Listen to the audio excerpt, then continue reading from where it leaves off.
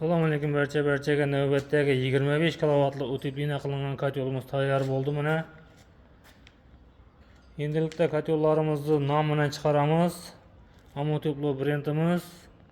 Amoteplo klassik variantda kotyolimiz bu. 25 kilovatli kotyolimiz uchli qora listlardan ishlandi. Bir zapravkasi 40 kilodan 45 kilogacha ko'mir sig'adi bu kotyolimizga. Hamma tomonlaridan yopiq sistemaga bo'lishi uchun tortqilar berilgan. Bemalol yopiq sistemaga qo'ysangiz bo'ladi. Orqa tarafida 4 ta kitobi bo'ladi bu kotyolimizdan.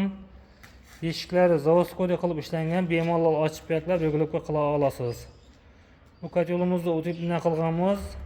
Bemalol kotyolxonasizdan maydonga tashqariga qursangiz bo'ladi. Bu kotyollarimiz chugun klasiklarga moslangan.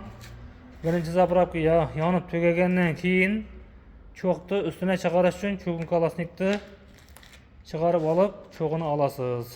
Keyin ustuna solasiz.